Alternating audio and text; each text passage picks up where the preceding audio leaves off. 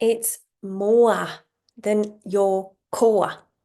It's more than your core. It's more than your core. Can we get that? Can we please start to understand that back pain doesn't magically disappear if you get your core strong? I see so many athletes that have a very strong core that are still in pain. I will tell you a story about when I worked as a Pilates instructor nearly 20 years ago with the Brisbane Lions Australian Football League team in Brisbane. I was encouraged to work as a Pilates instructor there, and I thought it would be a great opportunity to work with the best of the best and to see how things were done at a very leading edge sports clinic.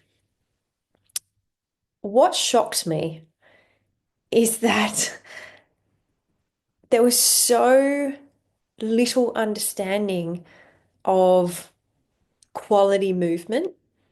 There was a huge drive to get these footballers a strong core. All of them, lots of them, had L5, S1 disc injuries. Even 18-year-olds, new recruits, draft picks had back issues. Now you have to remember the physique of a Aussie rules footballer is really tall, really lean. And you have to also think about what they're required to do when they play this amazing game. They have to run fast. They have to reach to the ground, pick up a ball at full speed, twist, step, punch the ball, kick the ball. It's such a dynamic movement through all planes of motion. And we were trying to get their core strong. And that looked like lots of crunches. They were doing Pilates, which was great. And I remember this specific incident dealing with a ruckman. Now, the ruckman, for those of you who don't know it, they're the guy in the middle that reaches up, taps the ball. They tend to be even taller than most of the players. And this ruckman had a long history of back pain. And there is this idea that the taller you are, the more likely you are to have back pain, which in this sport makes a bit of sense because you have further to reach to the ground to pick up that ball. And longer levers tend to generate greater forces. So I could understand that. With this particular player, I was more interested in improving his ability to get his hands to the ground. My thinking being he needed mobility to be able to get his hands to the ground at fast pace. When we looked at just a simple test like having him stand and doing a forward reach, he was barely able to touch his knees. And I thought, how is this guy going to get a ball off the ground if he can't even touch his knees in standing? No wonder his back is giving out because he doesn't have the length in his hamstrings to let his pelvis forward tilt to get his hands to the ground. And yet, the messaging I was getting from all around me was that he needed more core strength. And I just remember thinking, this guy has six-pack abs. He's ridiculously developed through his abdominal muscles. He has abdominal tone off the Richter, and yet he can't forward reach beyond his knees. Surely that's what we should be focusing on, not his core strength. And at the time, I was a pretty young physio, and these were the best of the best, and I didn't feel like I had a voice to challenge anything. So I didn't. I just quietly worked on it with this guy in the background. And we really improved it. He went from being able to touch his knees to being able to touch his fingertips to the floor, which for someone this tall was a magical improvement in his forward mobility. I remember the day he managed to touch the floor and he was so excited, and I was so excited because in my mind it was a really important extra foot of length that was going to make all the difference for him when he was playing to reduce his injury risk. And I remember him going to his physio all excited and saying, "Oh my God, I just got my fingers to the floor. I've got, my forward reach mobility has improved a lot." And I remember the physio that he was dealing with being very negative about that improvement. But okay, and the physio was more interested in what his core strength was doing, which there was nowhere to improve on his core strength. He already had it. And so I was just really shocked that here's a guy that's been busting his balls for the last 6 weeks to improve mobility in a highly functional way for the sport he loves to play. And the physio that was treating him for this L5S1 was more interested in his core.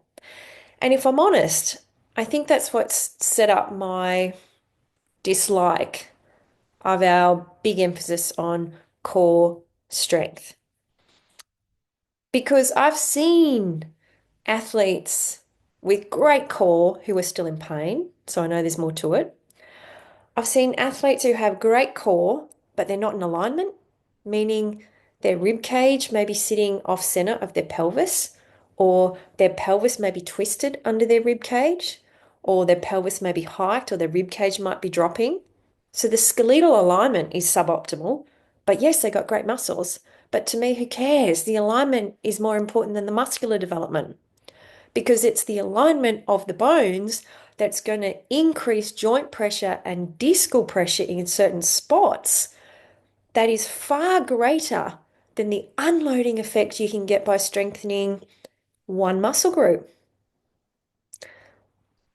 So, I guess what I'm trying to drive home is that to me, when I look at a body, first of all, let's think about what that body needs to be doing all day. If you're sitting in a chair all day, you need different things than someone who's running around chasing a football all day. An athlete needs access more than anyone to 8 pelvic motions. I've got another video on the channel about what are the 8 pelvic motions.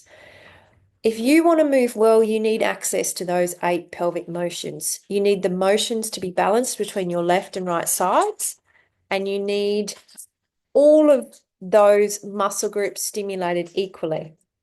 The way I look at developing the core is that when we move, the movements of the pelvis is what lengthens and condenses the muscular tissue, the fascial tissue all around the spine.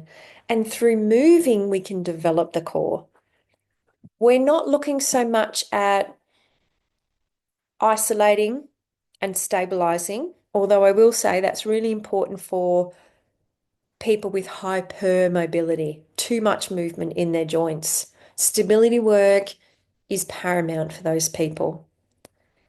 But for the athletic population, I would encourage people to think more about 8 pelvic motions rather than core stability. I feel that this emphasis, this ongoing emphasis on core strength, keeps people trapped because those that don't have it think they're always going to be in pain until they can get their core strong. And I've seen so many people get out of pain by simply getting alignment, meaning getting their pelvis centered on their feet, getting their rib cage centered on their pelvis so that the vertebrae can stack evenly. Strength does not make up for that. You can be as strong as hell, but if your alignment is off, you are going to be chasing pain all the time. So let's talk more about alignment than core strength. Or let's talk more about can someone access the 8 motions rather than has someone got a six-pack abs? That would really change the conversation about what's required to be out of pain. And I think that will liberate a lot of people moving forward.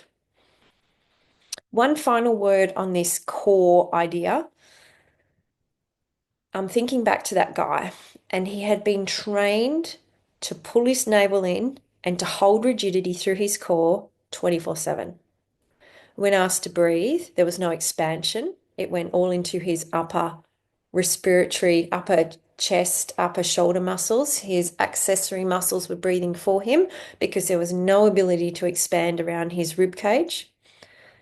I hate to think what his pelvic floor was doing because if we pull tightly from the front with no reference to our breath or our pelvic floor, then we can be depressing the pelvic floor, which I guess has implications, particularly for female athletes or post-pregnancy. We do want core activation, but my point is not at the loss of access to eight motions. Get that first. Get the access. The access will drive the strength and conditioning of all the muscles, all the fascial tissue, all the joint mechanics required. It's taken care of. If you learn to move your pelvis in those eight ways, you are core strengthening. If you learn to move your pelvis those eight ways, centered on your feet, whilst you breathe, whilst you can maintain a little bit of pelvic floor connection, then that's ideal. Let me know if that makes sense to you. Drop your comments below. Hit subscribe. I want to shake up some of these big myths about back pain, and I want you to help me, particularly if what I'm saying resonates for you and you think this sort of stuff should be more accessible to more people, then help me. Subscribe, like, share, comment, do what you do. Even if it triggers you, let me know. We got to have these conversations, and I know they can be potentially triggering for people who've been told one thing for the last 15, 20 years by very educated, very well-meaning people. And then I come along and I say things like, not really impressed by core strength. I know that can be confronting. I know that can be triggering, and I'm okay with that because what I've observed and what I've experienced is great relief by focusing on other things. Yeah, chat soon.